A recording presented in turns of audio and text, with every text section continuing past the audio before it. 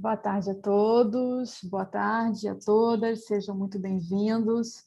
Estamos aqui para mais uma atividade do ciclo de atividades virtuais da especialização em Ensino de Ciências do Instituto de Biologia da UERJ, hoje com duas convidadas muito especiais, que vão apresentar duas palestras, a gente está chamando aqui de webconferências, sobre análise qualitativa.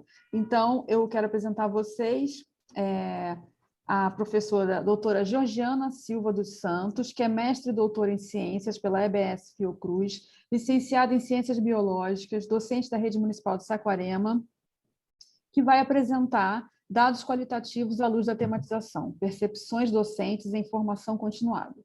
E, em primeiro lugar, vai apresentar a professora doutora Cristiane Antunes Leal, doutora em Ensino de Biociência e Saúde, também pela ABS Fiocruz, mestre em Ensino de Ciências PROPEC e FRJ e licenciada em Ciências Biológicas pela UFRJ.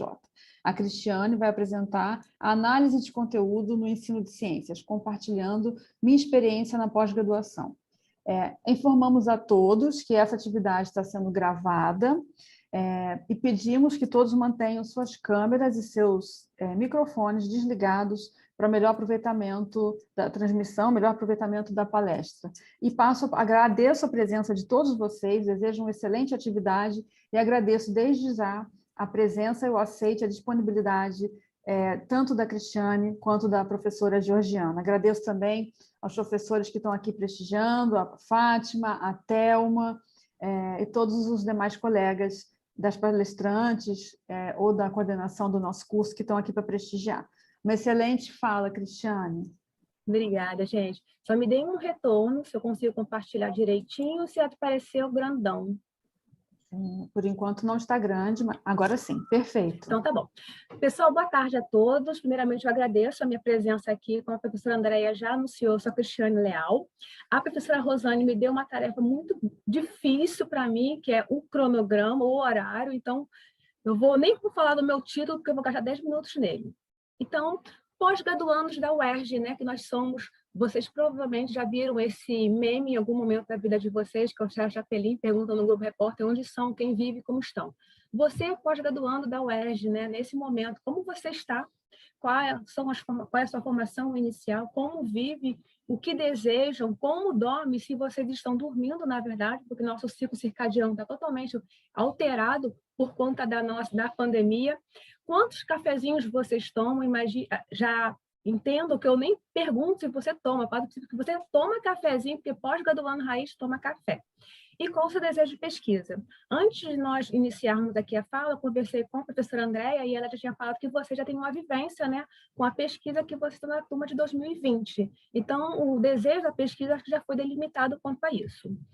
Para eu poder fazer a minha fala, eu dividi a minha apresentação em dois momentos. O primeiro momento é a teoria, o próprio livro da análise de conteúdo da Bardan, e o segundo momento, aí sim, vem o compartilhamento da minha experiência com análise de conteúdo na pós-graduação.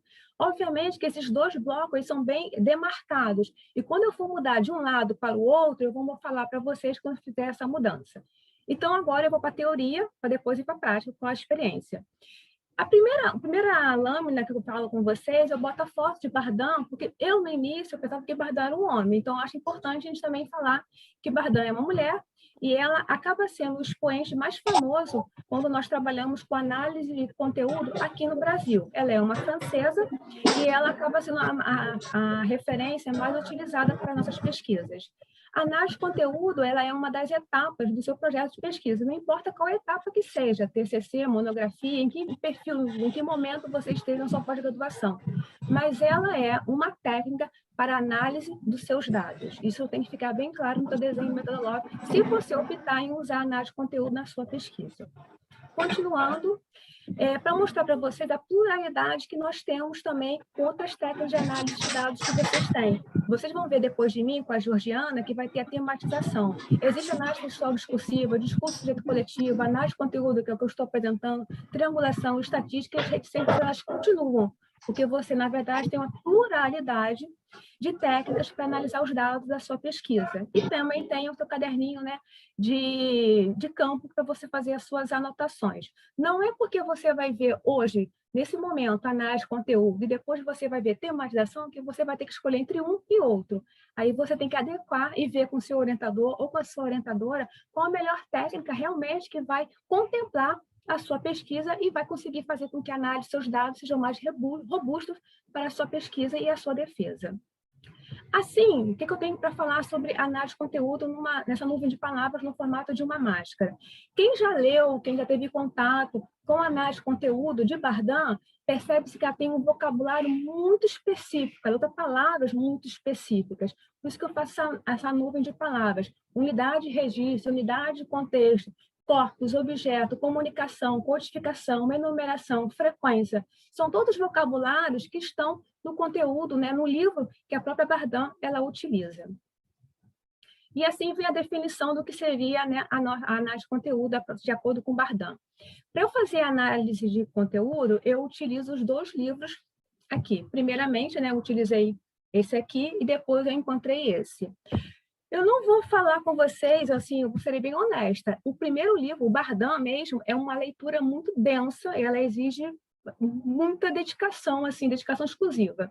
Na minha busca, né, porque eu defini, eu escolhi e se adequava ao meu projeto de pesquisa, análise de conteúdo, eu acabei encontrando o livro da Maria Franco, e o livro da Maria Franco é como se tivesse a escama dos seus olhos, e sabe aquele, eu entendi. Então, assim, é maravilhoso, e um livro complementa o outro. Obviamente que não isenta você de ler este, tá bom? Se você optar por o análise de conteúdo.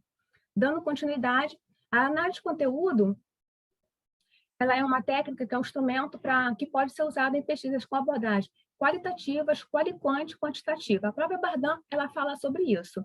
E ela é uma técnica de análise de comunicações. De fato, você, ao usar a análise de conteúdo, você quer comunicar os seus resultados para os seus leitores. No caso, a sua banca que vai te avaliar.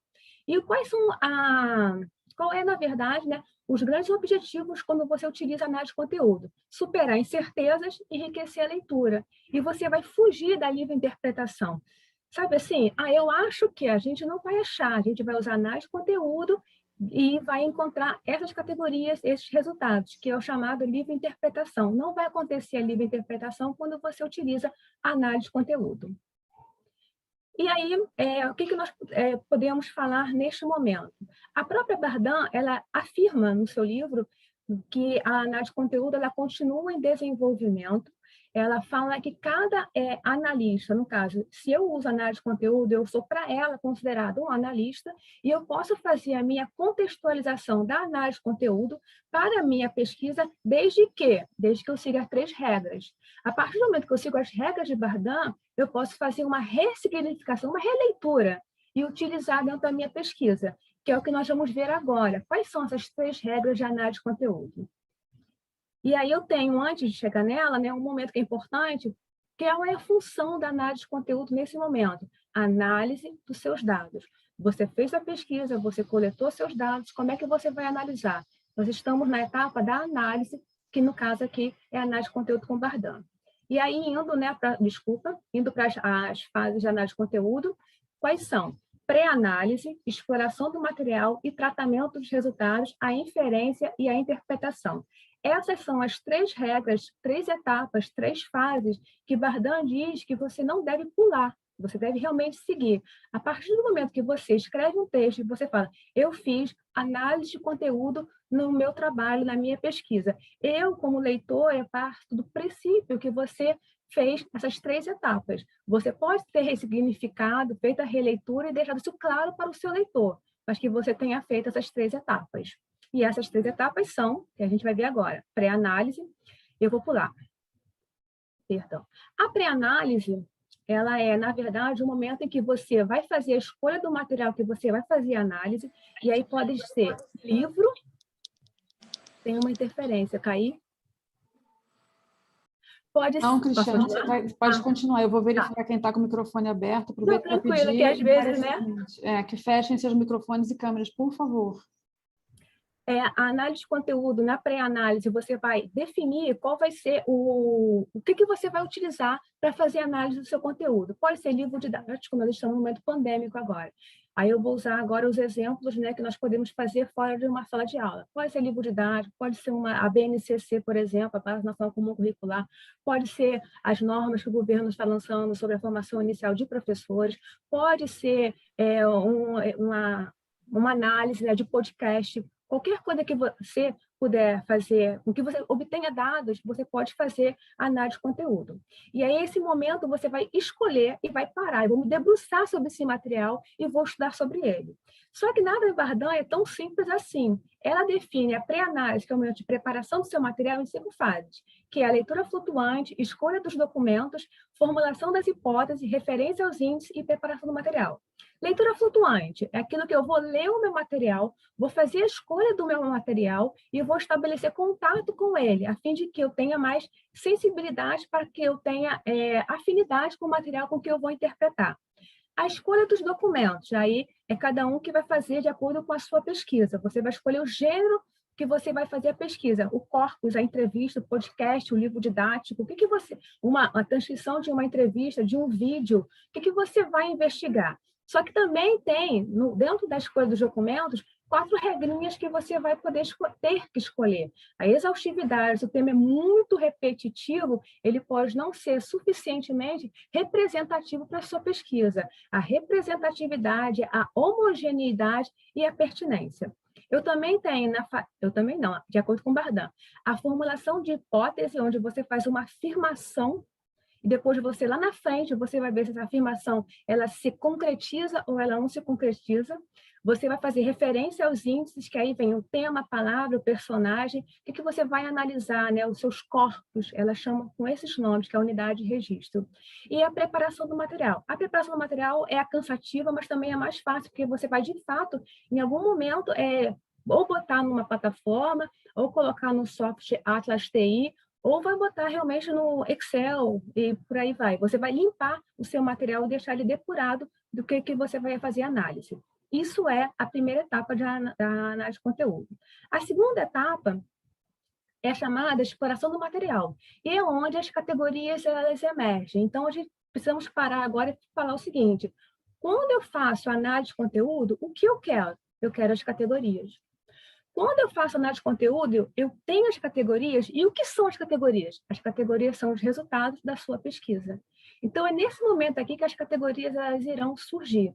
E a própria Bardan fala que a segunda fase ela é a fase mais longa e é onde você vai demandar mais tempo seu, mas você, antes de fazer isso, você precisa escolher qual técnica você vai utilizar. Cristiane, quais são as técnicas? E aí, vamos para o próximo slide. Eu não vou falar sobre todas elas, pois eu coloquei a página, lá em cima do livro. No meu caso, eu fiz com a aplicação de questionários. Então, eu induzi uma pergunta por meio de questionário e obtive uma resposta no meu questionário. Então, eu usei análise categorial, também chamada de análise temática, porque ela é usada em discursos diretos, que no meu caso me contemplou. Como eu usei o questionário, eu tinha respostas. Isso foi suficiente para a minha pesquisa. Mas existem as outras 5 técnicas que você pode utilizar, desde que você leia lá na paginazinha que está em cima. A análise categorial ou análise temática, que foi a análise que eu utilizei, ela acaba sendo também a mais antiga e ela também utiliza alguns nomes que são os vocabulários de Bardan. Enumeração, codificação ou a decomposição também e as unidades de registro. Esses nomes eu vou falar lá na frente, quando eu for para os meus exemplos, mas eu vou falar sobre unidade de registro. A unidade de registro ela é a menor parte do tema que você escolheu da sua pesquisa. Se você perguntar uma questão para mim, Cristiane, qual a sua opinião sobre bebida alcoólica? Enfim, uma questão assim bem ampla. Eu posso dar uma resposta bem simples, eu não gosto, não bebo, e sou contra quem bebe e dirige, mas, enfim. E aí eu posso entrar, a minha unidade de registro pode ser não bebe, não, está fora da bebida. Então, a unidade de registro, ela pega o seu discurso e coloca em partes pequenas. Ela fragmenta o seu discurso. E a categorização, que é a última etapa da fase 2, onde as categorias prévias, elas vão emergir. Elas estão submersas, e é aqui que elas vão emergir. As categorias elas vão surgir depois desse exaustivo trabalho, que, na verdade, eu falei de forma muito rápida, mas ele dá muito trabalho. E a fase 3 é a fase do tratamento dos resultados, a inferência e a interpretação. A fase 3 ela é consequência direta da fase 2. Embora a Bardan ela coloque bem fragmentado, né, porque ela tem uma rede também positivista, ela faz bem fragmentado, mas assim, é um atrás do outro. Ela fala que é desse jeito, mas quando você vai para a prática fazer, você vê que é um seguido do outro. E a fase 3 não foge a isso. Na fase 3, você vai, de fato, ver se as suas categorias elas são reais, são representativas para o seu trabalho e vai poder renomeá-las ou não de acordo com o referencial teórico que você está lendo conforme você vai fazendo a sua pesquisa. Você vai cercando por todos os lados para poder chegar ao nome das suas categorias que representam, de fato, o seu trabalho. E aí, o que eu tenho no resultado, no final da minha análise de conteúdo? Eu tenho as categorias. Quando eu faço análise de conteúdo, eu quero as categorias. E são as categorias que eu vou discutir com os meus referenciais teóricos para fazer a minha pesquisa. No meu caso, as categorias, elas emergiram. E aí eu falo um pouquinho disso agora, tá bom? Desculpa. O ideal é que, ao você fazer a sua análise, se você escolher fazer análise de conteúdo, você faça a sua análise de conteúdo e você compartilhe os seus resultados com uma outra pessoa, de repente, né, o seu orientador ou a sua orientadora. Por que, Cristiane, isso é importante? Porque nós estamos viciados na nossa leitura. Acontece isso. Eu gosto de uma coisa chamada efeito gaveta. Eu fiz, mas eu dou uma semana de intervalo, um gap, e depois eu retorno, porque a gente limpa, né, depura o nosso olhar. Então, a própria Bardan diz que você precisa, se for possível, compartilhar suas categorias, os seus resultados com outro leitor, para ver se, de fato, aquelas categorias são representativas do seu trabalho. E segundo ponto ali, que é importante, eu não falei antes, mas a própria Bardan fala, mas eu coloquei uma citação de Franco. Sim, se você falar assim, Cristiane, eu já vi em algum momento que as categorias elas já podem ser pré-selecionadas. Sim, Bardan, ela aceita as duas coisas, que as categorias elas venham emergir ou que as categorias já sejam, por você, analista, pré-selecionadas. E está tudo bem, só deixe isso claro para o seu leitor, se você já selecionou as suas pré-categorias ou se você vai fazer com que elas venham emergir. Quando eu trabalhei com estudantes, pessoas, eu não sabia, né? Estudantes de ensino de genética, eu permiti com que as categorias elas fossem, emergissem. Mas se você utilizar, por exemplo, no momento pandêmico, agora, eu vou fazer análise do livro didático, de acordo com a BNCC, não importa a minha opinião sobre isso, mas gira em três eixos, né? Terra e universo, matéria e energia, vida e evolução. Eu vou fazer vou fazer análise do livro didático e vou ver se essas três categorias elas realmente vão acontecer. Então, você já fez as suas categorias, que elas já foram pré-selecionadas. Isso também está de acordo com o Bardan. E agora sim, o momento, né, que nós vamos ter, que é o momento, que agora eu mudei, pessoal. Quando eu falei que eu ia fazer 2 momentos, agora eu estou mudando. Agora vem sim o compartilhamento da minha experiência na pós-graduação. Iniciando, né?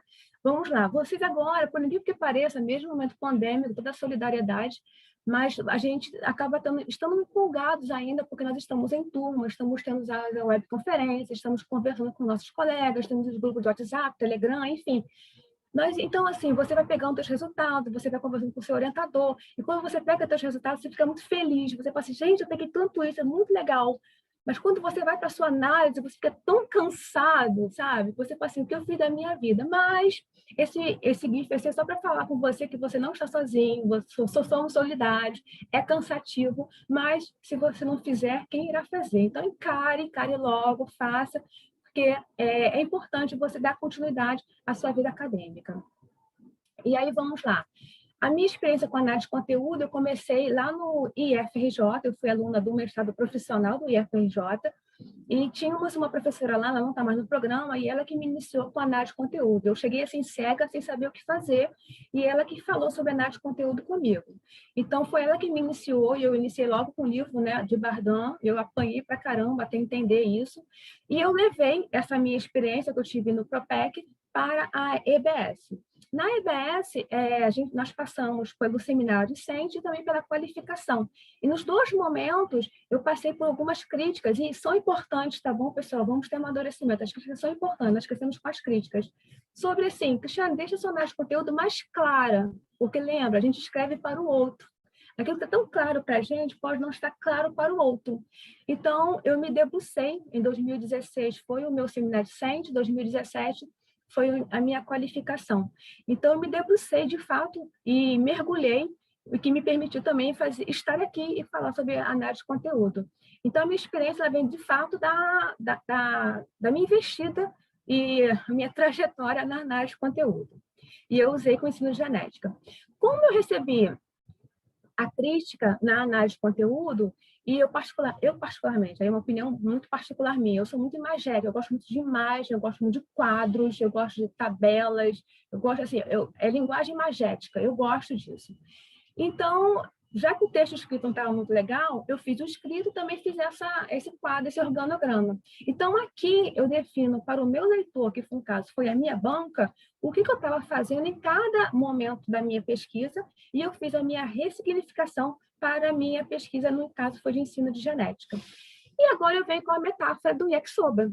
Aí você para e pensa, gente, pós-almoço, essa pessoa com essa voz tão baixinha, ela vem com um yakisoba e acarajé. Vamos entender essa metáfora. E yakisoba eu não conhecia particularmente, eu fui conhecer 3 anos atrás, porque eu sou muito resistente à mudança de paladar. Eu não gosto muito de comer comidas diferentes, que é aquilo que eu não conheço. Então, minha comida é alho, sal e acabou. E cebola no máximo. Mas eu achei muito bonito o yakisoba. Aí eu achei fantástico. Proteína, carboidrato e ainda tem legumes. Achei fantástico. E aí eu cheguei em casa, fui fazer a receita, eu falei, não como isso, não como isso. Gente, eu não como isso, eu não como isso, não como isso. Putz, vida, eu não como isso. E a segunda, a metáfora do acarajé. O acarajé é um dos símbolos da Bahia, né? E eu também sou resistente a essa alimentação, você também não como isso, também não como isso, também não como isso. E aí vamos para a segunda lâmina. Eu, Cristiane, no meu caso, do yakisoba, para fazer uma metáfora com análise de conteúdo, eu fiz a minha adaptação. Eu mantive elementos cruciais do alimento yakisoba, mas eu mantive o yakisoba. Então, eu posso falar, eu como yakisoba, embora eu não tome saquê, mas eu como yakisoba. E o acarajé, Cristiane? O acarajé não dá, povo. O acarajé não dá, não. O acarajé não dá por adaptações, não.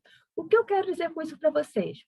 Não é porque você está tendo agora análise de conteúdo, e depois você vai ter a tematização, que ela vai contemplar a sua pesquisa. Existem outras técnicas de análise de dados. Nem todas elas irão contemplar a sua pesquisa. Cada um que está me ouvindo nesse momento está ressignificando a minha fala e está pensando, será que isso me cabe ou não me cabe? Há momentos que não te cabe. Há momentos que a análise de conteúdo mais te atrapalha do que te ajuda. E você tem que esquecer, o acarajé eu rejeitei, o yakisoba eu adaptei. Nessas minhas, agora eu vou voltar para o meu organograma. Nessa minha adaptação, lembra do yakisoba, eu cheguei a este quadro que me permitiu ir para 2017 na qualificação, e aí a minha crítica já foi outra. Cristiane foi grande demais, aí virou até um capítulo de livro, tá? Mas aí eu expliquei para o meu leitor quais eram cada uma dessas etapas e o que eu fiz de acordo com a análise de conteúdo de Bardin. E aí vamos agora uma questão, eu tinha 2 perguntas para a minha professora lá no IFRJ. Uma delas eu adianto agora, como eu faço? Porque eu leio sobre, mas não sei como fazer. Então, assim, eu ficava muito angustiada. Como fazer? Então, eu chamo aqui esse trabalho de bastidores. Trabalho de bastidores não vai aparecer na sua pesquisa, não vai aparecer na sua monografia, no seu TCC, na sua dissertação e na sua tese. Isso, na verdade, são dados brutos. Isso não vai aparecer, mas é um trabalho que você faz. Então, por isso que eu tenho o nome, eu nomeio de trabalho de bastidores, que é um trabalho que você vai fazer, que ninguém vai ver, que não vai computar tempo e que não vai aparecer como apêndice no seu trabalho, porque as pessoas querem as categorias e que você realmente tenha feito análise de conteúdo. E como são, então, os trabalhos, né, que são feitos Como é que é feito a análise de conteúdo? Como eu disse para vocês, eu gosto de quadros, e aí, usando lá as questões da pré-análise e da etapa 2, barulhos externos, esse é o home office. Como tem a etapa 1 e a etapa 2, eu usei os quadros, e eu fiz a primeira coluna, o page participante, eu gosto de código alfanumérico, participante 1, participante 2, participante 3, e assim vai. O discurso do meu participante, lembrando que eu usei um questionário, então eu induzi o meu estudante, o meu participante, a uma resposta direta. A leitura flutuante, onde eu consigo dividir, posso ou não, né, dividir o discurso do meu participante em 2 etapas, e eu começo a usar os códigos. Olha os númerozinhos lá, P11, P12. A outra coluna é a enumeração, onde eu já vou agora colando esses códigos. Lembra? Fragmenta. É isso que vai acontecer. Fragmenta. Codificação. Eu começo a contar e fazer a agregar quais eram os discursos que eles iriam se convergir. E no último quadrinho é a categorização, onde as minhas categorias prévias elas irão surgir. Cristiane, está ali escrito em vermelho a palavra outros. O que são outros? Por mais que eu tenha tido todo o cuidado do mundo em fazer a minha pesquisa, tenha feito a validação do meu questionário, tenha tido todo o cuidado, isso não significa que eu vou encontrar, que eu, ao fazer uma pergunta, o meu participante ele vai responder, ele pode fugir do tema, por exemplo. E o não dito também é dito. Então, no meu caso, eu tenho categoria genérica, e aí eu dei o nome de categoria genérica de outros. Obviamente que antes de colocar assim, outros, eu apresento para o meu leitor o que significa essa categoria genérica, que é o outros. E aí, vamos a uma captura de telas. Na pré-análise, eu preparo meu material, gente. Eu vou separando os meus discursos, que a Bardan também usa o nome de corpos. E na fase 2, que é a exploração do material, eu vou fazendo toda essa fragmentação. Eu fragmento para depois agregar e formar as categorias. E como isso aparece no meu texto? Uma vez que esses dados brutos não aparecem, aparece assim. Aí também agora é uma captura de tela. Nesse caso aqui, eu gosto de quadro, e aí eu coloquei pergunta analisada, as categorias que surgiram, subcategorias. Cristiane, você não falou sobre isso ainda. Subcategorias são palavras importantes e que você acha que é uma coisa importante na sua pesquisa, mas que ela não tem expressividade suficiente para se tornar uma categoria, não tem autonomia. Ela pode estar dentro do guarda-chuva, que no caso é herdado e transmitido. Eu coloco o número que estaria ali correspondendo a essa categoria, aí também isso é opcional, e no meu caso, eu gosto de colocar o exemplo do discurso. E lá embaixo, com a seta azul, eu tenho a categoria outros, que é a categoria genérica, e eu explico também o que é o genérico. Muito bem. Aqui, nesse caso, já tem um quadro que é de um pouquinho diferente, porque esse é um quadro do INPEC. O INPEC é o Encontro de Ensino de Ciências, e aí tem números de caracteres reduzidos, 20.000 caracteres com espaço. Então, aqui já não aparece subcategorias. E não tem problema, você pode usar subcategorias ou pode não usar. Como eu trabalhei com ensino de genética, para mim os nomes eram muito importantes, eu valorizei os nomes. Então, usei subcategorias. Aqui, no caso, como eu tinha a questão da limitação dos caracteres, eu não utilizei. Aí eu apresento dessa forma. Cristiane, muito legal, você colocou os quadros, mas e no texto? Aí vamos lá. No texto eu faço dessa forma. Novamente, uma captura de tela, aí eu evento o INPEC ainda. No quadro 1, eu fiz a apresentação do meu público, quem eu pesquisei, quando eu pesquisei, e aqui eu faço o chamado quadro 2. No quadro 2, vou voltar, tá, pessoal? Acompanha. Esse quadro que está em vermelho é esse aqui. Perdão. É esse aqui. Esse está grandão, aqui ele está pequenininho. E olha só, eu coloco de novo a pergunta, mais, e lá embaixo na seta vermelha, as minhas categorias eu vou discutir com o meu referencial teórico. Então, quando você fala assim, eu fiz análise de conteúdo, eu quero as categorias, e com essas categorias eu vou discutir com o meu referencial teórico, que é o que é feito aqui. Aqui, novamente, no caso, perdão, aqui no caso da tese, como é que foi feito, eu tenho uma categoria superficial. Aí eu coloco o quadro normalmente e discuto essa categoria superficial com o meu leitor, com os meus interlocutores. Novamente, né, como é que ela ocorre na monografia, então não importa, você vai discutir sempre com alguém os seus resultados.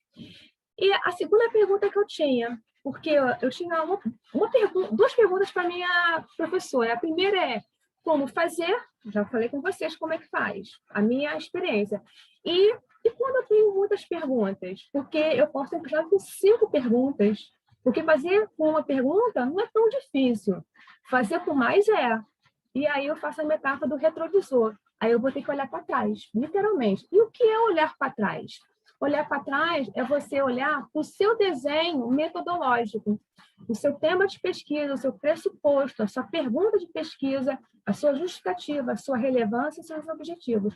Quando eu olho para trás, quais são as categorias mais significativas para o meu trabalho de ensino de genética no ano que eu fiz, no ano 2015 a 2017, com as turmas tais e tais. Aí eu chego à resposta: sangue, família, DNA e outros. Aí eu discuto elas com o meu referencial teórico.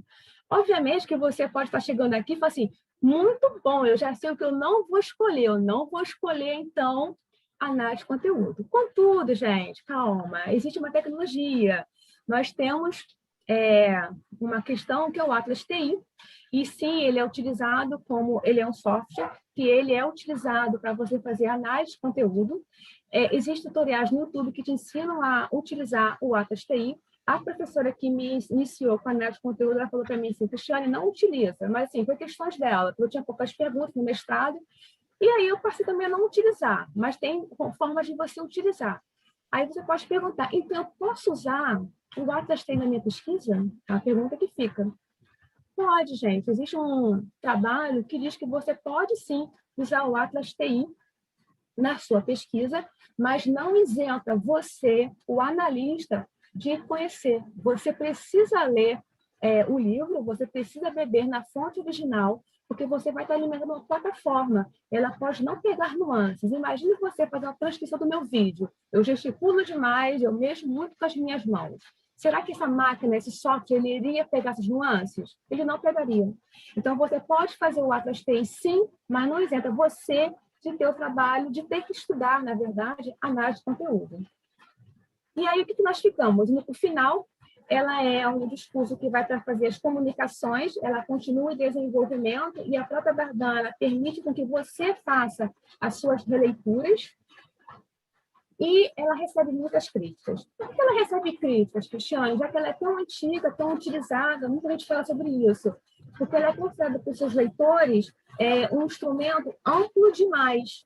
Até porque algumas pessoas falam que fazem análise de conteúdo, mas de fato não estudam. Simplesmente assim, peguei um artigo, li, fiz e acabou. Na verdade, não é isso. Tem que se debruçar sobre esse conteúdo. Por isso que você precisa conhecer para poder também defender o seu objeto. E aí você, indo para o final, né, a minha crítica, quem sou eu na fila do pão para falar alguma coisa, né? Eu e Rodapé somos muito juntos, mas eu tenho crítica assim sobre análise de conteúdo. No meu caso, eu falo que eu usei análise de conteúdo, mas, gente, não vou mentir, o texto é muito difícil. Se você não tiver alguém, é complicado. Então, a Dardan, ela escreveu o livro e foi ser feliz. Lefebvre, por exemplo, ele refez o livro dele, publicou outros livros. Dardan não, ela foi, escreveu, sem se preocupar com o interlocutor, você que está lendo, e você feliz. Obviamente que se permitiu que outras técnicas de análise elas fossem sendo construídas. E a Dardan, ela não se preocupa com isso, tá bom? Referências, o que eu usei? Meus trabalhos, trabalho de Dardan, os trabalhos que eu fiz, inclusive a minha tese foi com análise de conteúdo, e o último trabalho foi com a professora Rosane, que foi em 2019, utilizando análise de conteúdo no ensino de genética. E eu agradeço a minha participação aqui com vocês e aguardo vocês para o nosso debate após a Jundiana. Gratidão. Muito obrigada, Cristiane, pela sua fala tão animada, pelo controle do tempo. E, sem mais delongas, vou convidar todos que façam suas perguntas no chat e passo a palavra agora à professora Georgiana Santos. Muito obrigada, tá, Cristiane? E, Georgiana, fique à vontade, uma excelente apresentação. Eu te aviso quando carregar aqui a sua tela. Tem que abrir o microfone, o seu, Georgiana. Desculpa, pessoal, eu estou totalmente congelada. Qualquer coisa, eu desligo o vídeo para desenvolver melhor. Isso é uma experiência melhor. Tá. estou me vendo congelado ainda. Ai, meu pai do céu, e agora? Não, mas a gente está ouvindo bem o seu áudio, que é o que importa bem. É só colocar em tela cheia. Isso, tá perfeito, Georgiana. A minha imagem continua parada para mim, mas está bem para vocês? É que eu estou na tela cheia. Alguém pode escrever aqui no chat se está vendo a imagem da Georgiana, ok? Para mim, estou vendo só o seu slide. Ai, Sim, sim, tá Tá ok. ok. Agora ela desligou. Sim, Georgiana. Então, se você ok. quiser ficar com Qualquer a coisa, se eu câmera, observar, eu volto, tá bom? Eu tá desligo ótimo. para não atrapalhar. Estão confirmando aqui que a imagem tá boa. Pode ficar com a imagem em áudio, normal, tá? Boa apresentação. Então, vamos lá. Mais uma vez, muito obrigada pelo convite, Andréia. A Rosane, que saiu para um outro trabalho, né? Então, agradeço às duas professoras do curso pelo convite e a parceria, mais uma vez, com a Cristiane Leal, tá? Então, gente, a Cris, ela expôs, né, a análise de Bardan, análise de conteúdo de Bardan, e eu trago para vocês, não vou fazer em 2 momentos, né, então já vou fazer partindo da minha experiência mesmo, especificamente no doutorado, né, no curso de doutorado, como eu analisei os dados da minha pesquisa, tá? Então, eu trouxe esse título para vocês, dados qualitativos à luz da tematização de Fontoura, que é a expoente de tematização, percepções, né, dos alunos, dos professores em formação continuada. Como o André já me apresentou, né, então sou licenciada em Ciências Biológicas, mestre, doutor em Ciências, participo de grupos de pesquisa e atualmente eu sou docente da Rede Municipal de Saquarema. Interessante eu colocar para vocês também aqui que a minha iniciação científica na graduação ela foi toda voltada para a bancada, né? Então, na pós, especificamente no doutorado, é que eu tive essa experiência, né, através do ensino, com abordagem qualitativa, tá? Então, vamos lá. Então, como tudo começou? Então, o meu projeto de pesquisa, né, para o doutorado, ele foi elaborado na seleção de 2015, né, para ingressar no curso, e a minha orientadora, que está aqui presente também, que é a professora Maria de Fátima, nós estruturamos, né, o projeto, que seria apresentado para uma banca. E aí um dos itens, dos subtópicos da metodologia do projeto, era sobre como eu iria analisar os meus dados. Né? Então, assim, em conversas, em reuniões com ela, a gente escolheu, né, decidiu que seria por tematização, a partir da expoente, que é a professora Helena Amaral da Fontoura, né, professora, inclusive, da UERJ, lá FFP São Gonçalo. Por que, Georgiana, você escolheu a tematização?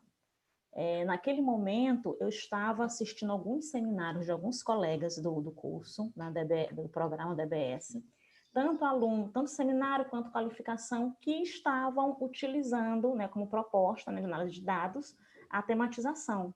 Então, por conta disso, a gente conversou e aí decidi que toda a minha análise ela seria voltada, né, para a tematização. Vamos lá. Deixa eu colocar aqui. Certo. Então, como eu já falei, discuti com a minha orientadora, né, através dessa minha experiência, né, com os seminários e qualificação dos alunos da PG-EBS, tá? E aí eu trago para vocês, eu já vou começar falando já a partir da minha vivência, da minha experiência naquele momento. Então, assim, a pergunta de investigação da minha pesquisa era qual a contribuição de uma disciplina, de um curso de formação continuada, sobre o tema alimentação para professores do ensino fundamental. Então, como essa disciplina iria contribuir na formação desses professores, tá? Tratando desse tema, que no caso era alimentação. E aí o meu objetivo geral era analisar essas contribuições, tá? Através dessa disciplina ofertada por um curso de extensão, né, no caso, sobre essa temática na prática desses professores, né, no contexto escolar desses professores. E aí, quem eram os meus sujeitos naquele momento do meu estudo? Né? Então, assim, eram professores dos anos iniciais do ensino fundamental. A minha pesquisa ela aconteceu em 2 momentos, então, intervenção 1, intervenção 1 e intervenção 2. Na intervenção 1, foram com 8 professores do município de Mesquita. Como eu já comentei com vocês, esse curso é um curso de extensão que é ofertado pelo FRJ Campo Mesquita, tá? Então, naquele momento, eram 8 professores que eu denominei de turma A. A segunda intervenção foi no ano seguinte, foram 2 anos consecutivos voltados para a pesquisa.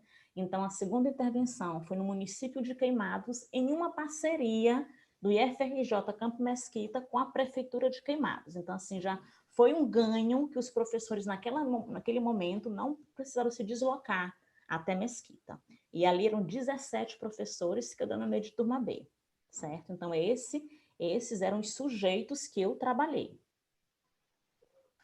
Aqui. E aí, eu trago para vocês agora o delineamento da minha pesquisa, né? O delineamento metodológico, o meu percurso metodológico, o meu desenho metodológico.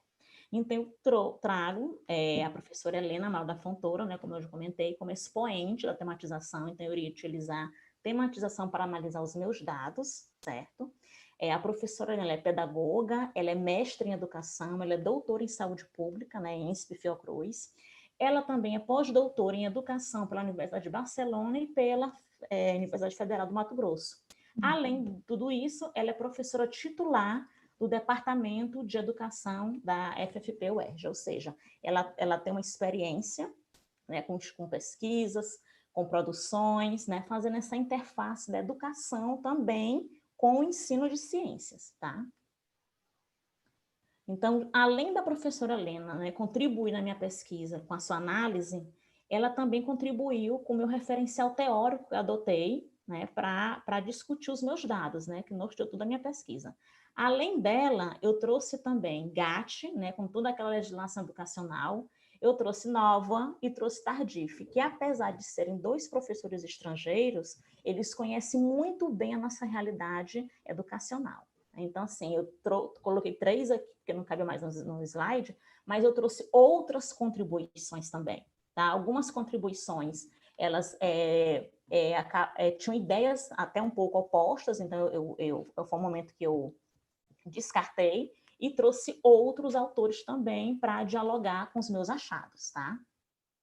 Então, é um referencial teórico, como eu trato também de alimentação, então, voltado para a formação de professores, tem a professora Fontoura, né, tanto na tematização quanto discutindo também o que eu trago, quanto também os 3 professores aqui e outros teóricos que eu trago para o meu estudo, tá? E aí, depois que meu projeto foi aprovado, então ele tinha que ser desenvolvido, né? Então agora não é mais projeto, agora já é pesquisa, eu tenho que ir para campo, né? E aí eu trago algumas palavras aqui soltas, alguns pontos soltos aqui, Baixada Fluminense, docente dos anos iniciais do ensino fundamental, a palavra disciplina, curso de extensão e instituição pública. Então, assim, o que é importante, eu vou descrever melhor mais na frente para vocês sobre a tematização, mas o que é importante eu, enquanto pesquisadora, me envolver com o meu contexto de pesquisa, tá? Então, assim, eu poderia muito bem ministrar minha disciplina, embora, e pedir, que naquele momento era a coordenadora Ludmila Nogueira, que está aqui presente com a gente. Ludmila, por gentileza, aplica lá esse questionário, depois eu pego com você. Poderia ter feito isso, mas o que é importante a gente, enquanto pesquisador, se envolver no nosso ambiente de pesquisa? A gente observar, a gente não, o se envolver que eu falo, gente, não é a gente interferir na nossa própria intervenção, vamos dizer assim, entre aspas, tá? Mas a gente, através do nosso caderno de campo, a gente coletar, a gente pegar algumas características, a gente observar alguns momentos, né, daquele ambiente, daquelas situações, e trazer, né, essa experiência, essas que Fontoura chama de subjetividade, tá?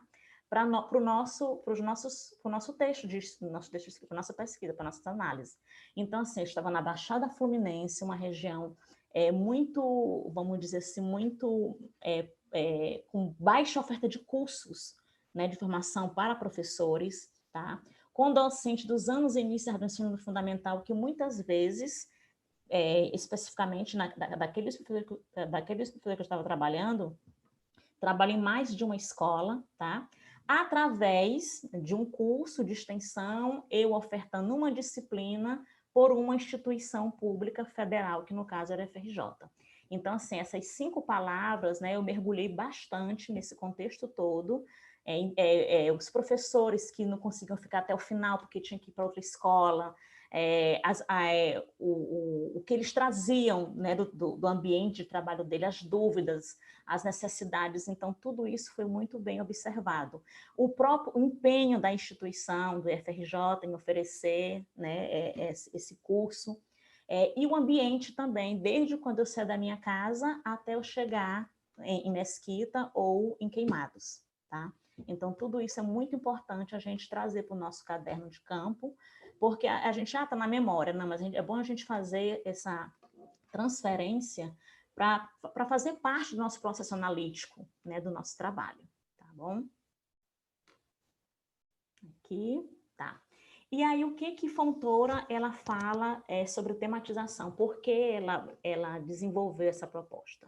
Ela já utilizava a tematização nos seus trabalhos, e a convite, né, eu falo através do que Fontoura já colocou em outras oratórias, né, em outros eventos, que pediram, Fontoura, está na hora de você publicar sobre essa análise de dados. Foi aí que ela fez essa publicação em um livro, né, um capítulo de livro até, que faz parte de um livro, e ela coloca, né, que o processo de tematização ele decorre das experiências do pesquisador, tá? De suas leituras, que isso é muito importante, e de seu foco de atenção. Uma vez que os mesmos dados vistos por outro pesquisador pode gerar temas distintos. Então, assim, os temas que eu gerei da minha pesquisa, um outro pesquisador com outro olhar, com a vivência que ele tiver naquele momento, né, mesmo que seja o mesmo ambiente, nós dois, né, mas ele pode gerar outros temas, tá? Pois ela coloca, né, que cada um tem seu próprio modo de enxergar o que a pesquisa mostra. Então, isso é muito importante quando a gente escolhe fazer tematização dos nossos dados, tá? E aí, o que seria de diferente? Fontoura, ela bebeu em várias fontes. Até uma conversa, né, que eu já tinha tendo já com a Cristiane nos bastidores, né, da palestra, né, em outros momentos. Então, ela bebeu em várias fontes e conseguiu desenvolver essa proposta de análise, tá bom? E aí ela organiza, né, todo esse percurso metodológico para orientar através de alguns passos, né? Então, o primeiro seria a transcrição de todo o material coletado, seja ele de forma oral, né, através de uma entrevista gravada, de uma filmagem, ou escrita, né? Perguntas abertas dos questionários, que foi o meu caso. Então, o meu questionário era composto de perguntas fechadas e abertas. As perguntas abertas, foi a partir delas que eu fiz tematização, tá? Ou então também depoimentos escritos, certo? Ou dos seus alunos, ou de professores, então, assim, de outro público também que você vai trabalhar. Então, você primeiro transcreve todo esse material. Material transcrito, você vai fazer uma leitura atenta, tá? Deixando as intuições fluírem, para depois você fazer algumas pequenas análises. Essa leitura, a partir dessa primeira leitura, não precisa já você dizer, pronto, aqui já vou definir isso e isso, não.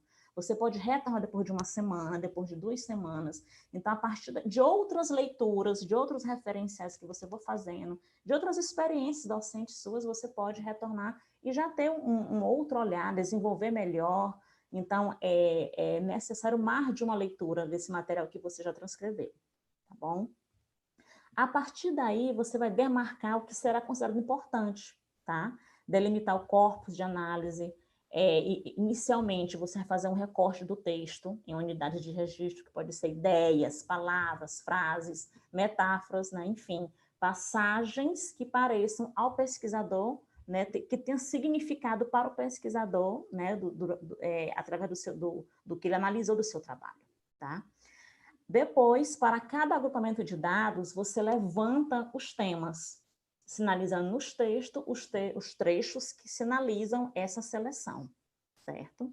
Levantou os temas, define as unidades de contexto, que são os trechos mais longos, e as unidades de significado, que são palavras ou expressões. Você pode colocar no seu trabalho tanto unidade de contexto como de significado, ou só unidade de contexto, ou de significado, certo? Deixa eu subir aqui um pouquinho. Aqui. definiu essas unidades, então você vai separar essas unidades de contexto, de acordo com os temas, e, posteriormente, você vai interpretar tudo isso à luz do referencial teórico que vocês adotaram, certo? Então, vamos ver aqui como foi que eu fiz tudo isso na minha pesquisa, tá? Fontoura, né, eu não falei no exército anterior, mas Fontoura coloca que você não precisa seguir aqueles 7 passos que ela colocou, certo? No entanto, você não pode pegar eu não vou nem transcrever, vou logo partir para as unidades de contexto. Não. Você pode selecionar alguns passos, mas tendo uma coerência na seleção desses passos, tá? Então, o que foi que eu fiz para a minha análise? Então, eu levantei os temas. A apresentação. Desculpa, pode continuar, já mutei a pessoa. Peço que todos mantenham seus microfones desligados. Desculpa, Georgiana. Tranquilo, continuando. Então, o que foi que eu fiz primeiro, gente? Eu levantei os temas, né, a partir das unidades de registro. Depois eu defini as unidades de contexto, separei essas unidades de contexto e fui analisar à luz do referencial que eu tinha adotado, tá? Incluindo até Fontoura mesmo. E daí surgiu 3 temas da minha pesquisa. Então, o primeiro tema, concepções docentes sobre ensino de nutrição, estratégias didáticas e referencial sobre a temática. Então, a partir das questões abertas do meu questionário, eu elaborei os 3 temas, analisando também as respostas em relação a essas questões abertas, tá? Então, concepções docentes, estratégias didáticas e referencial sobre a temática. E aí eu trago o primeiro tema. Como foi que eu fiz com o primeiro tema? Então, a questão era, o que você entende por ensino de nutrição? Então, a partir daí, eu separei as unidades de contexto, tá? E as unidades de contexto, eu elaborei as categorias. Então, assim, foram 3 categorias para esse tema 1. A primeira categoria, papel na promoção da saúde. Aí eu coloquei no meu texto da minha tese 2 exemplos, tá, de cada categoria. Então, vou falar aqui em relação à categoria papel na promoção da saúde, quando o professor coloca a percepção dele sobre o ensino de nutrição. Então, ele diz o quê? Que o ensino de nutrição pretende fornecer informações para que o indivíduo se alimente de forma consciente, favorecendo melhorias na qualidade de vida. Uma outra categoria, relevância do tema. Então, ele colocou lá, importante discutir com os alunos também as doenças que surgem de maus hábitos alimentares, como câncer, problemas cardíacos, diabetes e outras enfermidades, tá? E aí, outras unidades de contexto que eu não trouxe para o quadro da tese, eu coloquei no texto da própria tese, né? Então, assim, alguns professores, eles sentiam um desconforto em transitar em outros campos que envolvem alimentação, tá? Então, essa percepção em relação ainda ao tema 1. Então, coloca aqui que, geralmente, nas minhas turmas, eu fecho o conteúdo falando da pirâmide alimentar. Pergunto qual daqueles alimentos eles mais consomem. Mas esse professor, ele coloca que, em outro momento, ele espera desenvolver uma estratégia para explorar melhor esse conteúdo. Uma outra unidade de contexto, né, que também é voltada para o tema 1, é a dificuldade de abordar o tema com alunos em situação de doenças crônicas não transmissíveis. Então, ele colocou, quando eu vou falar sobre as doenças crônicas, eu tenho um pouco de cautela. Primeiro, por conta da linguagem. Segundo, porque em algumas turmas tem crianças com sobrepeso e até obesas. Eu, no meu papel de professor, não sei até onde eu posso avançar. Então, tudo isso que eu fui levando para a tese, essas unidades de contextos, essas categorias, eu fui desenvolvendo, né, eu fui discutindo, dialogando com o referencial teórico que eu tinha adotado, certo? O segundo tema, né? Então, de estratégias didáticas. Então, a questão que desenvolveu essas categorias para o segundo tema. Que método você utiliza para abordar o tema alimentação e nutrição com suas turmas? O que você utiliza como material didático? Daí surgiu 2 categorias, a abordagem do tema e o recurso utilizado. Em relação à abordagem do tema, um professor colocou, através de projetos sobre alimentação saudável, realizado todo ano na minha escola. Um outro colocou, eu inicio com uma conversa informal, para conhecer o cotidiano alimentar dos alunos, e no decorrer da aula eu vou abordando conceitos de saúde. A outra categoria, recurso utilizado. Então, ele colocou notícias, ele utiliza notícias, encartes de mercado, livros, revistas, Outro colocou, através de rótulos, receitas, nas aulas de produção de texto, eu peço aos alunos que façam levantamento sobre a alimentação real e a ideal. Então, o tema 2, né, emergiu 2 categorias de análise. O tema 3, tá, e detalhe, aí alguns colocaram também, né, atividades pontuais elaboradas pela escola. Então, o professor colocou, na minha escola eu trabalho o conteúdo na unidade de acordo com o meu planejamento e junto com outros professores. Elaboramos um projeto que culmina no Dia Nacional da Alimentação na escola. Então, aqui também foi um ponto importante que eu discuto, eu trago para vocês agora como eu discuti esse ponto na tese, que é a questão da temática, e de outras temáticas também de ciências, elas fazerem parte do plano de curso da disciplina. Não como atividades pontuais, né? Que no dia da árvore, então, no dia da árvore culmina o trabalho, né? A apresentação sobre o dia da árvore. Então, é importante, então, traga essa discussão, né? Essa crítica em relação às atividades pontuais elaboradas pelas escolas, e no caso aqui, no dia da Nacional da Alimentação na escola, como colocado pelo professor, tá? O tema 3. Então, o tema 3, referencial sobre a temática. A questão era, você tem alguma dificuldade para trabalhar o tema no livro de ciências? Essa questão, gente, todas as unidades de contexto foram para um caminho só, para a elaboração de uma única categoria, que foi escassez de fonte. Então, todas as unidades de contextos, né, foram direcionadas para uma categoria só. Aí o professor colocou, você tem alguma dificuldade para trabalhar o tema livro de ciências? Todos colocaram que sim, tá? E eu trouxe alguns aqui, eu levei alguns para o texto da tese, né? Então, um colocou assim, conteúdos reduzidos e fora da realidade dos meus alunos. Outro colocou, tenho dificuldade, geralmente os livros apresentam poucas informações a respeito. E um outro professor colocou também, não tem um livro de ciências. Infelizmente, a prefeitura não forneceu livro esse ano para grande parte das disciplinas. Ciências foi uma delas, tá? Então, essa questão, né, emergiu o tema referencial sobre a temática, que caminhou para a única categoria em que os professores colocam a questão da escassez de fonte. E aí, gente, toda essa análise que eu fiz, né, dessas percepções dos professores através das questões abertas do questionário que foi aplicado para eles, respondia ao meu objetivo 1, que era qual? Identificar as concepções dos professores da educação básica sobre nutrição. Então, a partir dessa análise que eu fiz, desse diálogo com o aporte teórico, né, eu cheguei à conclusão de que a análise das concepções dos professores sobre o tema ensino de nutrição revelou realmente lacunas na formação desses profissionais, que a formação inicial não daria conta de sanar. Então, assim, nessa pesquisa nós trabalhamos um tema que, como tantos outros do currículo de ciência, precisam ser desenvolvidos e atualizados com os professores. E aqui eu estou comentando com vocês, mas lá no meu texto eu trago mais ainda, né? Que é interessante o professor ele ser responsável pela sua formação, pelo profissionalismo docente, como coloca Nova. Então, a busca deles para curso de formação continuada, ela tem que ser, como vocês estão fazendo, né, no caso do curso de especialização, então tem que partir do professor também, tá?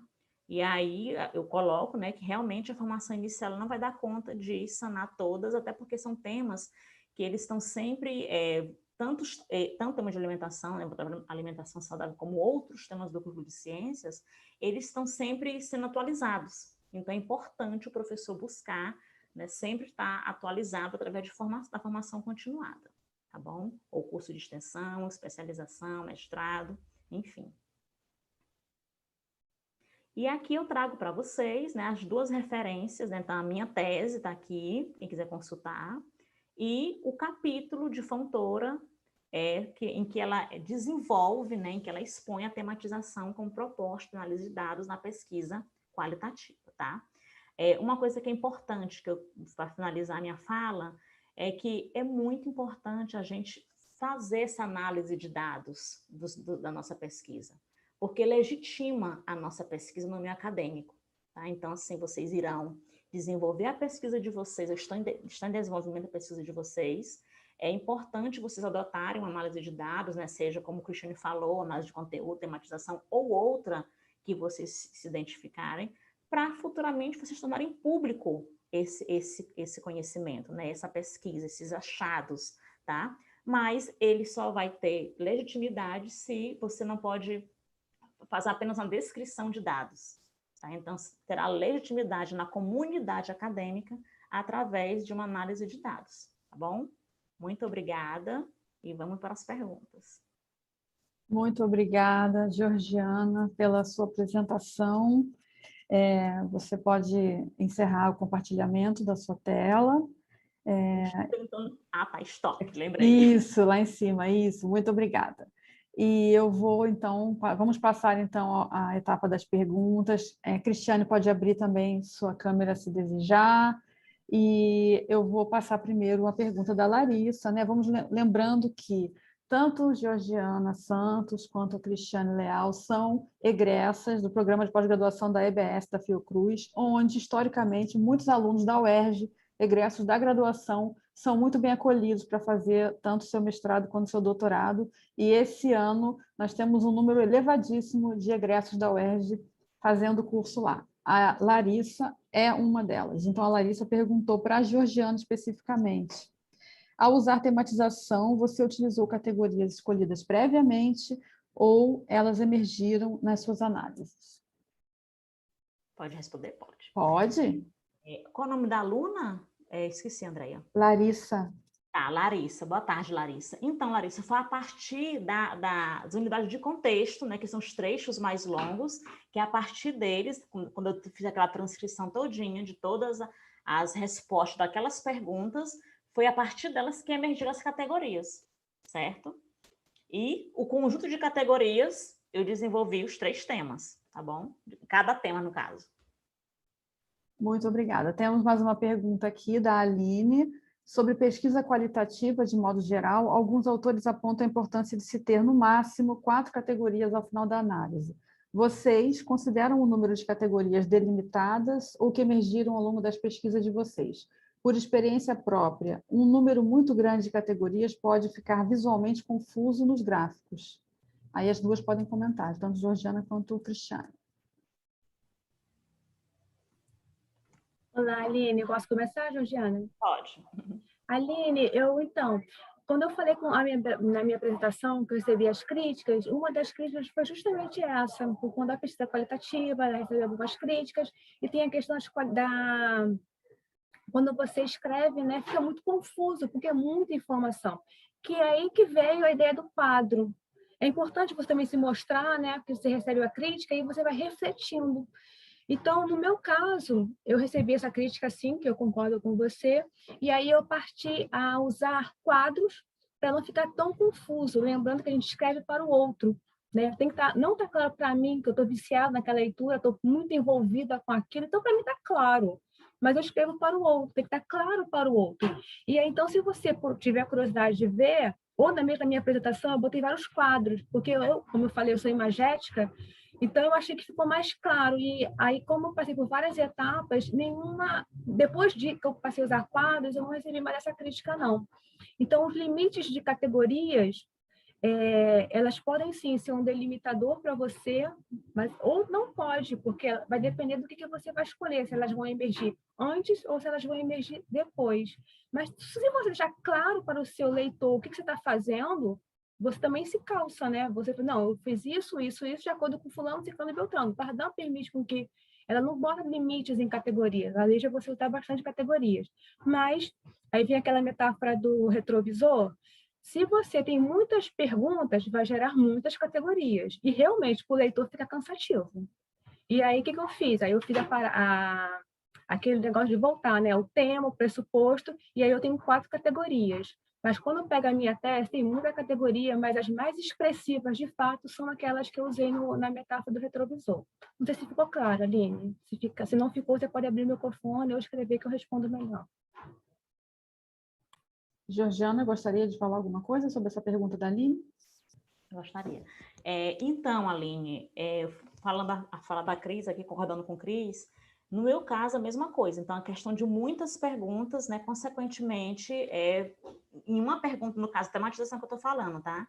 De uma pergunta poderá gerar várias categorias, mas, assim, eu penso muito na objetividade. A gente tem que ser muito objetiva. Então, eu estou analisando aquela questão também de não só trazer para a minha tese o meu questionário, as minhas questões, mas a minha experiência naquele momento, né, mesmo, como eu já falei, sem interferir, né, eu sou lá pesquisadora, eu estou lá como pesquisadora, sem interferir tanto naquele momento que eu estou lá com aqueles professores, e eu acho que isso contribuiu bastante, né, para eu conseguir entender e conseguir elaborar essas categorias a partir daquelas respostas. Né? Eu acho que eu tentei ser um pouco, muito bem objetiva mesmo, e essa questão de muitas categorias, eu acho que para qualquer leitor, o leitor pesquisador, o leitor professor que vai ter acesso a esse material, ele pode fazer confusão, né? Pode ficar confuso, melhor dizendo, né? Tipo assim, até ele pode achar, caramba, essa categoria aqui, ela poderia, junto com essa, uma categoria só, né? Acabar fazendo essa análise também. Então, assim, eu acho que a gente sendo bem objetivo, né? Trazendo mesmo que a essência daquelas respostas para resolver essas categorias que são ideal. Obrigada, Georgiana. A Aline já comentou que compreendeu, sim, a explicação da Cristiane e, com certeza, a complementação da Georgiana.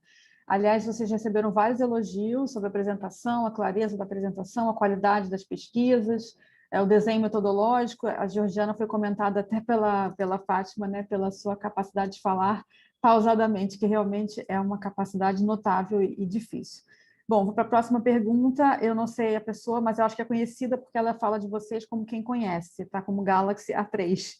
Georgiana, você acredita que as mudanças necessárias à formação de professores, incluindo a lógica do professor pesquisador, deva passar por uma atualização do currículo geral das licenciaturas? Ligando o microfone, consegui.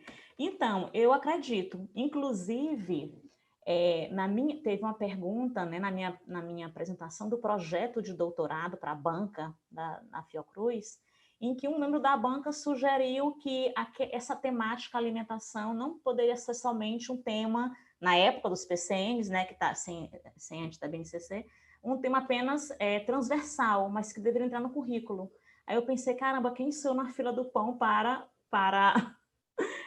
fazer colocar, né, essa mudança no currículo, mas assim, de uma forma geral, né, tendo um olhar holístico, né, sobre o currículo de ciências, do currículo das licenciaturas, com certeza, elas necessitam, né. A gente já viu algumas mudanças, né, eu comparo o meu currículo da minha licenciatura em 2001, da instituição que eu formei, que eu sou egressa, com o currículo de agora, que lá agora, então, assim, muitas mudanças, boas mudanças, né? E a gente observa isso em várias instituições também. Que bom, né? É um avanço. Essa mesma pessoa, que acredito seja uma pessoa amiga de vocês, pergunta para a Cristiane agora. Cristiane, para você, qual a importância da formação da pesquisa metodológica junto aos docentes já no período do estágio? Eu acho que ela está falando do estágio docente na pós-graduação, seria isso? Porque... Eu acho que é a Denise, não é a Denise? Sim ou não, Denise escreve. Acho que é a Denise que está no nosso grupo. Eu acho que é super importante, assim, as coisas, os astros, eles vão, enfim, se mexendo, porque ontem eu recebi os anais de um trabalho que eu fiz, um resumo, né? Onde eu defendo justamente a metodologia científica na formação inicial do docente. Porque quando você faz a graduação, tem todo aquele ciclo básico, depois você vem as teorias, assim, a Denise. Tem o ciclo básico, tem as matérias pedagógicas, tem um estágio e depois tem um TCC. Eu acho que o TCC fica muito solto e aí gera no licenciando um estresse muito grande. E eu acho que poderia ocorrer uma comunicação. Eu acho que cada pesquisador tem a sua demanda, cada pesquisador tem, assim, as questões da própria universidade, da instituição de ensino superior, que impedem, às vezes, de você ajudar e abraçar, de fato, outros licenciandos. Mas se cada professor pedir assim, faz isso de acordo com a regra da BNT, e dá a regra da BNT, a pessoa também é capaz de estudar sozinha, ser autodidática. Nós estamos agora no momento pandêmico, onde todo mundo está se reinventando. O professor, então, enfim, está se reinventando direto. Então, nós somos extremamente criativos, na pressão mais ainda. Mas eu sou solidária aos licenciandos. A Tainá Aluna, já vi que está aí, então a Tainá Aluna foi a minha estagiária.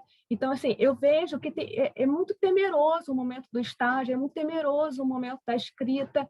Então, quanto mais você vivenciar isso na sua formação inicial, as coisas vão fluindo com mais sensatez e também com menos estresse. A gente também não pode esquecer da saúde mental, né? Também é importante nesse momento onde você está formando o professor, que vai dar aula para 30, 40 pessoas, enfim.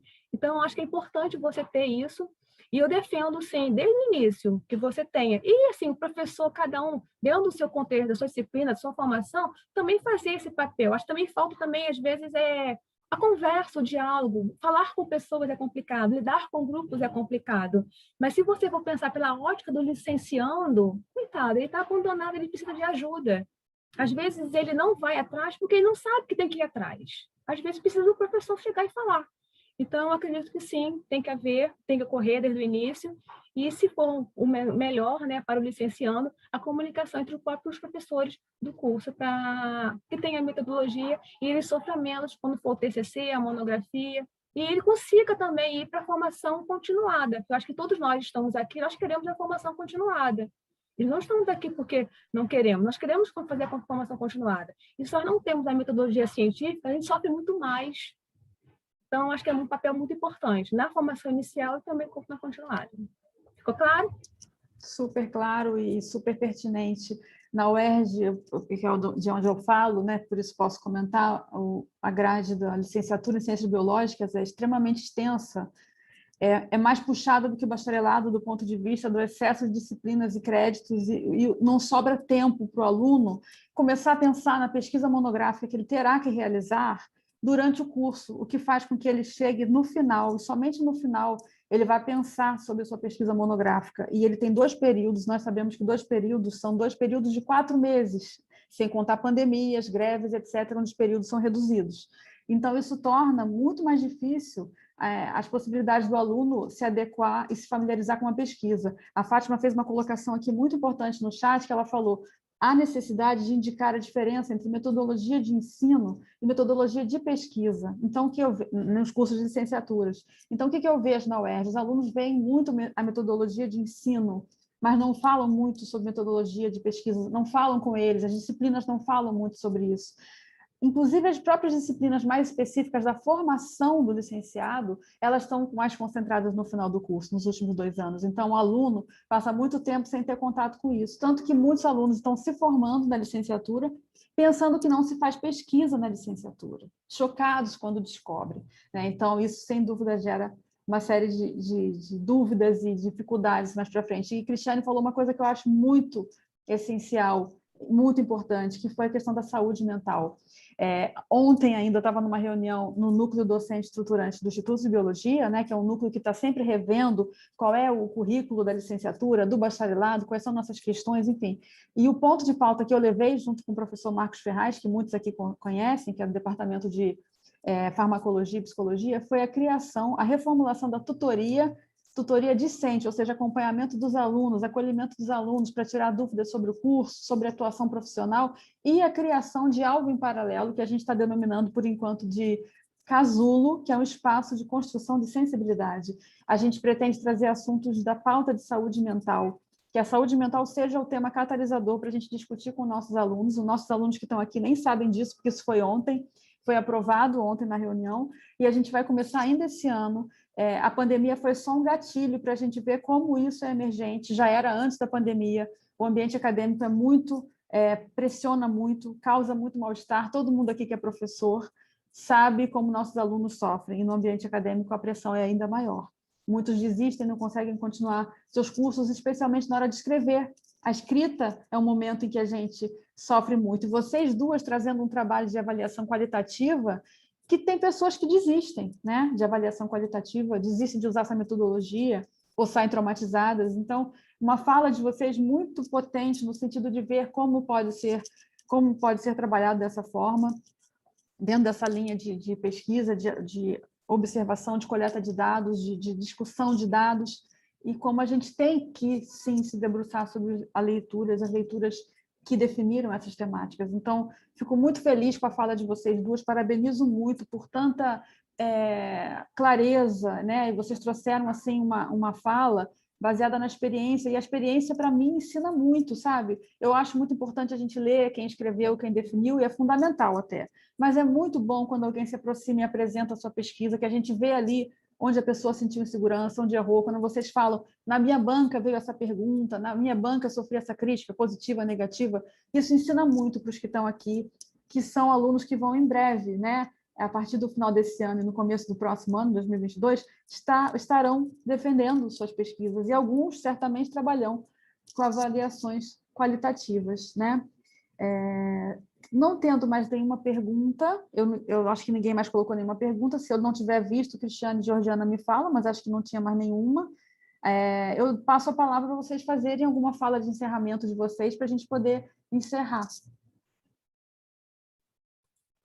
Bom, eu queria fazer retorno uma com pergunta meu... para ela. Desculpa, Juliana. Isso. É sobre você, lá no início, você falou um pouco sobre, se pudesse, você falar um pouquinho como é que funciona o discurso do sujeito no coletivo, eu gostaria. Se você falasse um pouquinho sobre isso. Comigo, Juliana, né? Juliana, o discurso Sim. coletivo eu li, mas eu não me aprofundei, porque eu vi que com ele não me cabia, porque eu usei questionário. Mas existem os livros do Lefebvre, e tem do Lefebvre, que ele fez um em 2017, a Fátima estava até... Acho que a Fátima tem um livro, que a Fátima falou, 2017. Então, eu não tenho muito conhecimento, porque eu li, mas não lembro. Então, assim, eu não posso mentir para você nesse momento, né? Tem que ser ética. Eu não lembro, Tudo sabia bem, que não me professora, cabia. obrigada. Não, mas ele está ressignificando, ele está remodelando, diferente de Bardan, que não fez não se modernizou, vamos dizer assim. Não ainda fala, Andréia? Dá um joinha. Sim, pode, se você Tá quer. bom. Eu quero agradecer primeiro o convite e falar justamente com a Fátima, aquilo que eu também concordo. Um dia eu também vou ter essa clareza, essa serenidade. A Georgia não dá para o sexto ano. Mas eu dou. Então, desculpa, eu sou muito frenética. Aí vou falar, Cristiane, ela dá aula assim, aquele é assim mesmo. Eu fiquei com ela 8 meses, não consegui incorporar essa fala mansa, não. Gente, parabéns, muito calma, realmente, assim. Gente, foi a experiência da defesa da tese, vocês não lembram? Eu aqui defendendo, e a chuva caindo, e a janela de vidro quase quebrando, e faltando internet. Então, assim, vamos lá, vamos na calma, porque serve a experiência, serve naquele momento, né? Bom, gente, então, só para se encerrar, que eu sei que vocês têm um intervalo, muito obrigada pelo convite. Se vocês quiserem as referências que eu botei lá no final, tirando os livros, obviamente, eu tenho um capítulo de livro, tenho artigos e tenho um IMPEC, que também podem ajudar vocês na leitura, se vocês decidirem ter. Eu posso passar para a Rosane, se vocês desejarem, para fazer mais leituras, tá bom? Mas esses artigos, esses trabalhos, não isenta você de ler realmente a fonte, lembrando que o que eu fiz foi uma releitura, tá? Muito obrigada, gratidão, cuidem-se, saúde mental, como a professora disse, e sintam-se abraçados, virtualmente. Muito obrigada, Cristiane, pelo seu carinho, pelas suas palavras e pela sua experiência relatada aqui. Passo a palavra para a Georgiana, então. Agradeço também, gente, esse momento, né, e também a disposição de vocês, numa quinta-feira à tarde, estarem aqui presentes, demonstra, né, o compromisso de vocês com a formação de vocês, tá? Em relação à tematização, o que eu posso indicar para vocês é os trabalhos, tanto de TCC, tanto de mestrado, doutorado, de pessoas, de pesquisadores, né, que utilizaram Fontoura. Então, está depositado tanto no banco de dados da UERJ, quanto da Fiocruz e quanto UERJ e Fiocruz, tá? Que são os que eu tive contato. E aí, se tiver interesse também na minha tese, ela está na arca da Fiocruz também, pode entrar em contato comigo também, tá bom? Muito obrigada. Muito obrigada, Georgiana. Tem pessoas perguntando no chat se temos lista de presença. Não temos lista de presença, o que nós fazemos é que as pessoas que estão aqui ao vivo podem mandar e-mail agora, né, para o contato.dsb@hotmail.com para solicitar a declaração de que participaram. e aí será enviado por e-mail no prazo de 1 semana, tá? Eu até escrevo no chat se tiverem dúvida da redação do e-mail. E perguntaram também se a live vai ficar gravada. Estou gravando, espero que dê tudo certo, e ela vai sim para o canal do YouTube do Instituto de Biologia da UERJ. É só colocar no YouTube, Instituto de Biologia, UERJ, que vocês vão localizar o canal, onde estão as nossas outras atividades virtuais realizadas a partir do ano passado. Começamos na metade do ano passado, temos várias atividades e são de excelente qualidade. Convidamos a todos para visitar o canal, se inscreverem, curtirem nossas atividades, temos defesa de monografias, enfim, uma variedade de temas, educação inclusiva, espaços não formais de ensino, metodologias ativas, temos muita variedade de assuntos e desejamos chegar mais longe, contamos com vocês, com a participação de todos. Então, muito obrigada a todos os alunos que estavam presentes, as professoras, as amigas que vieram, vi que a Rita entrou, essa outra professora Denise que entrou, amiga de vocês, e principalmente agradeço a vocês duas palestrantes, que para nós é um prazer estar aqui ouvindo essas pesquisas, esses relatos, e são aqueles momentos riquíssimos onde a gente esquece um pouco a tragédia que a gente está vivendo lá fora, que é muito difícil, e pode ter aqui algum momento de prazer e de pensar em outras coisas e como a gente vai seguir em frente, tá? Muito obrigada, boa tarde a todos e agradecemos muito a presença. Tchau!